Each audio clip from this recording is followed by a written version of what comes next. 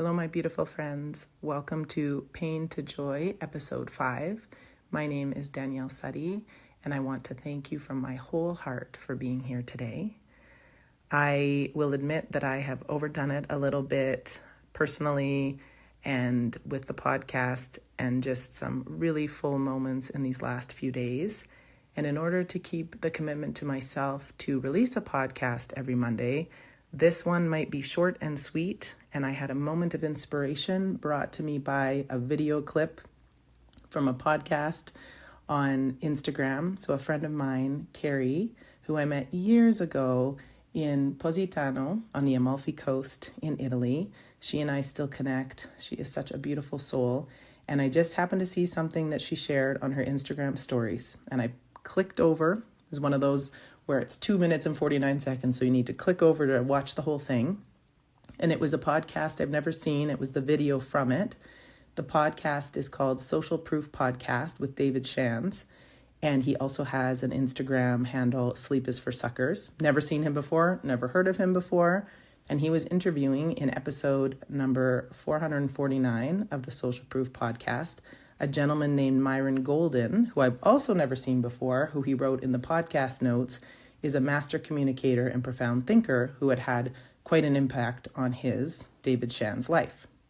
And what Myron was speaking about was how a tree grows two ways at once. And that really resonated with me right now because I am, like I'd mentioned in a previous episode, delving into dating. That's allowing me to revisit some anxious attachments that I've had in the past that I didn't know were still there. And so as I'm going on this adventure and being brave on this adventure of dating, I am also healing former wounds. So I'm anchored in the past, but I am trudging forward. And so that's what it made me think of. And so when I clicked over to watch this video, to quote what Myron was explaining, first he explained with really big words about how the tree is growing down, gravitationally, it's also growing up.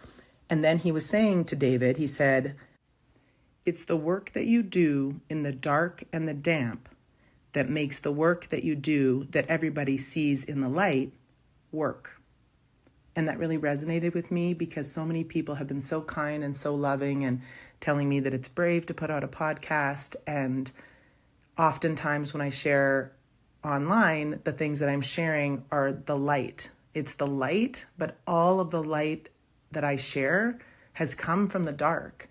And I'm still someone who doesn't fully embrace the dark. I am learning to embrace the dark. I've had more PAIN.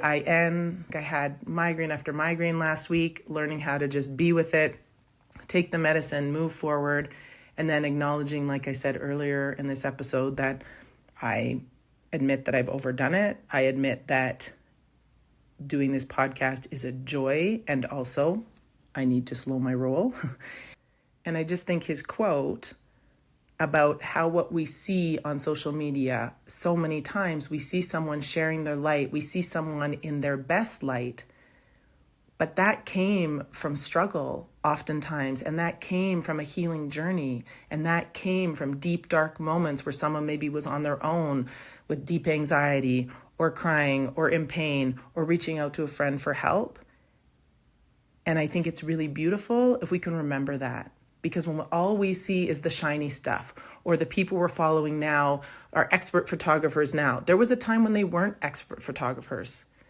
It makes me think about recently I had gone skiing. I took up skiing, downhill skiing, as an adult. A few years ago during COVID, I thought, well, I live here and that's not something I was ever super interested in, but I could go during the weekdays when it's less busy, and that's something I want to try and learn. And my parents very generously helped me learn. I had cross-country skied growing up, so I kind of have been on skis before, even though it's quite different. And I had gone skiing a few times when I was younger, and snowboarding once in the Swiss Alps, but that's another story for another day. And oftentimes my downhill skiing experiences were poor. I did not have great experiences. However, I thought to myself, I live here, I want to do this. And so a few years ago, I began learning, and I had some really wonderful times out at Sunshine Village with my parents supporting me, my dad helping me tighten my boots, something that was challenging for me to do. He would carry my things because of my injury, that can be quite challenging. This year, I got out one day with my mom and my dad, my niece and my nephew, and my nephew was able to help me with my skis, which was the sweetest, most wonderful thing you ever did see. And he and I skied together for the morning. We started out on the little hill where there's the little track that brings you up. It's a very small hill that you can practice on. And then we got on the chairlift a few times. We had a wonderful time. I ended up taking a spill. So it was the first time I've ever fallen. I must have just caught an edge. And luckily I fell sort of to the side and the snow was quite deep. But I heard my knee pop and it was quite loud. And I thought, uh-oh. Now, it didn't hurt extremely badly. However, I thought I couldn't move. I felt really stuck in this deep snow and the angle at which I was lying there. So a couple of people skied on by, and then a lovely snowboarder came by, and I said, oh, my brother and my nephew are just down there. And my nephew had a very recognizable outfit on. So I said, if you could just find them and let them know that I'm here, and maybe they could just help me get my skis off because I can't reach and I'm not sure that I should move right away. So this lovely young lady went and did that. In the meantime, 2 other snowboarders came along that were closer to my age. And this one woman said, let me help you take off your skis. I said, yeah, I have an injury, so I find this a little bit difficult. She actually carried my skis down. She was so kind and so wonderful, beautiful angels that helped me that day. And then we went off and we skied down and we had lunch. And after lunch, my mom asked me to go on a couple of runs, and just to get down this little hill to get to the chairlift was really steep for me, and I got overwhelmed. And so when I got to the bottom of the hill in the lineup, there were spots for 4 people per chair. But in that moment, I knew that I needed to just go on the chairlift by myself. I needed a moment. I needed to take a beat. I needed to not be around other people for a minute, and I needed to just regain my composure. And so I stood there with some snowboarders coming at one angle, other people coming the other way, kind of teary, overwhelmed. My brain was kind of having a bit of a heyday. I had already fallen. I had shaken that off. No big deal. But now coming down the steep, steep hill just really was causing some anxiety and some overwhelm. And so I said to the people around me, I said, I'm really overwhelmed. I'm new at this. I'm a beginner. I need to take the chair by myself. And everyone was okay with that. You could tell a couple of people were bummed because they would have to wait the extra minute for their chair. However, I had this thought, which was everyone was a beginner once. And so I'm no different than if I was a 5-year-old that was just learning, that everyone would say, oh, look at the 5-year-old. They're just learning to ski. Let them do whatever they need to do. I really owned the fact that I was having big emotions. I was overwhelmed, but where I was, there was nowhere to go. I had to go up this lift to get to the other hill. There were no other possibilities. And so I recognized that there were no other possibilities. I got on the chair. At the last second, a liftie, so someone that works on the hill, hopped on the other side of the chair. And for some reason, it didn't freak me out. I thought, okay, he works here. He knows what he's doing. He can let me know how to get off the top of the hill, because all of those little things for my brain, and maybe for anyone that's been to a new hill, but for me, I have to actually really be present to get on the chair. And then I have to really be present to know which way am I getting off the chair? Am I going to the right? Am I going straight? Am I going to the left? And this gentleman, I can't remember his name. He was from Scotland. I started telling him a story about something that had happened with my niece earlier this year on the hill. And he said, oh, is your mom Susan? And I said, yes, why? He said, oh, she's a legend. And so I went from having this very overwhelming moment to calming myself down, telling people what I needed, owning the fact that, sure, I'm 45 years old, but I am a beginner, and please extend courtesy to me, and please give me what I need in this moment, because I need to go up this chair and I need to go down some hills. And so I chatted with this lovely lifty. We had a wonderful conversation. I expressed to him how I was feeling. He was so kind and so comforting and so lovely. And I said, maybe it's TMI, maybe it's too much information, but this is what I'm moving through. And I'm very new at this. I think I've only skied as an adult like 5 times at this point. And so that was an experience that I had that I share here, because we were all beginners at one point. And in no way, shape, or form am I an expert at anything at this point, but I'm at a point in my healing journey where I feel comfortable to share tools that I've learned via this podcast, through my Facebook or my Instagram page, through writing that I'm doing behind the scenes. I feel confident because I have lived experience. And with downhill skiing, I don't have all of the lived experience. So that's why I'm asking my parents, who are great skiers. My nephew is giving me pointers and helping me out. What a gift. And so when we're in those dark, damp places, can we reach out to people so that we can learn more, we can grow more, we can get to the point where our light shines more brightly and we can shine it to others? Because that's all I'm doing. And I mentioned the word at the beginning, brave. It's been coming up a lot lately. And I am not at the point where I'm fully clear on what I consider brave to be. And I did say it here when I mentioned delving back into dating and that being brave. I didn't see it as brave, but I'm recognizing as these sort of anxious attachment tendencies that I didn't know that I still had have been coming up, and moving through those and recognizing that those are thoughts and that those are not true, and that I can move through them and I can use tools to heal them and I can calm my own self down. I am acknowledging that dating, especially when you meet someone that you might care to get to know more, is brave, is vulnerable, and maybe also acknowledging that being vulnerable is brave. Something I learned from Brené Brown is vulnerability is a strength. Being sensitive is a strength. And I see it as a strength that when I was on that ski hill, I was in tears, I was honest, I was vulnerable, I was scared. I wasn't scared of falling again, but I was scared because my brain can have challenges taking in all of the information. So if it's loud or if there's too much happening, and sensory wise, after having fallen not even an hour before and shaking that off, but then having that shock to my system and then going down a hill that was quite steep. And actually, after that chairlift with the lifty who calmed me down, there was another slope that was a little too steep for me as well. And that's okay, because I won't go down it for a while in the future. Maybe next winter, if I'm out there, I'll wait 5 days before I try it again. But I'm trying.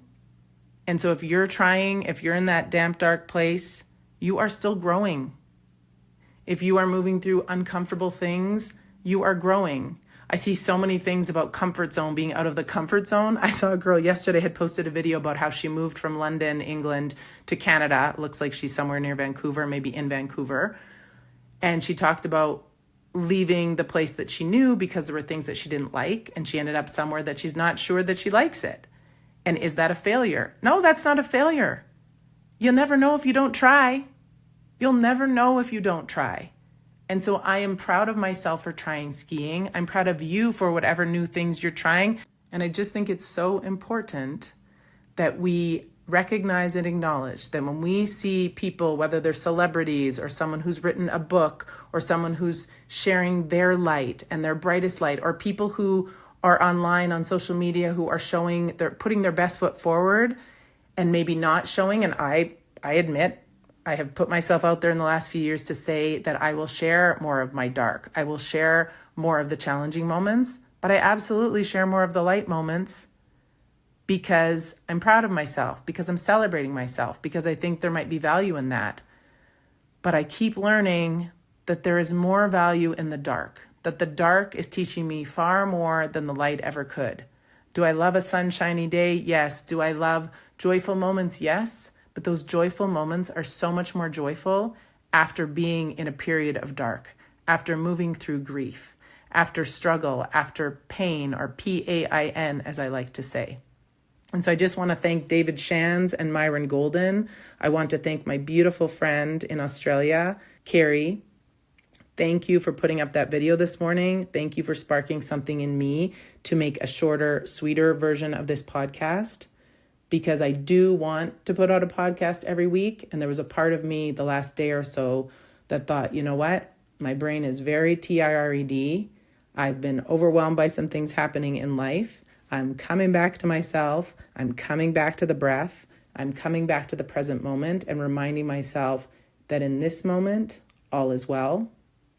In this moment, I am so thankful. I'm thankful for the roof over my head. I am thankful for that I have running water. I am thankful that, sure, my couch got wrecked, but it's still possible to sit on it now that I've tried to sort of cover it up a little bit. Everything is figure outable. And I've noticed in this last week or two when I have been doing too much, when I have been overextending myself, after preaching and sharing about nourishing myself and taking time, I'm still taking time. I'm just not taking enough time. So may we all take a moment to be mindful and put our hands on our hearts and take a deep breath and really ask ourselves, what can we do to nourish ourselves more? And what can we do to celebrate ourselves more? I'm going to celebrate that when I went skiing that day, I was vulnerable and that was strong. I was vulnerable and I got to where I needed to go. I got on that chairlift on my own until the guy jumped on, and even that was perfect. May we remember that when we are in the darkest, dampest moments, the light will shine again. Our light will shine again. And if we need to reach out for support, I've started going to counseling again. Hallelujah. I'm thrilled.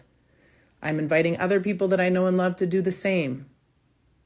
When we were growing up, many of us were on sports teams and we had coaches, and maybe we were in Girl Guides, for example, or Cub Scouts. We had coaches, we had mentors. And then when we're adults, we're all on our own. And if we are lucky enough, which I am so lucky, we have friends, we have people who support us, but there is so much value in seeking out mental health help in the form of psychologists, counselors, life coach, whatever that looks like for you. But I just want to remind you, if you are in a deep, dark, damp moment, that you are loved, that you are necessary, and that as scary as it can be, or it might be, to be vulnerable and to share with another human, I promise you, there are people who will resonate. There are people who will love you through it. There are people who have been similar places to where you are. And so I am just going to hold so much loving space for whatever you're moving through. Maybe you're in a deep moment of joy. Maybe you're in a deep moment of grief. I am holding space for it all, reminding you that you are loved, sending you a big, big, big, big, big hug, reminding you that every moment can be a fresh start. The sun is always shining up there somewhere. And when you aren't feeling like you can be the light, seek out others who can shine a light for you. Sending so much love from my figuring it all out as I go. Thankful, thankful, thankful heart to yours.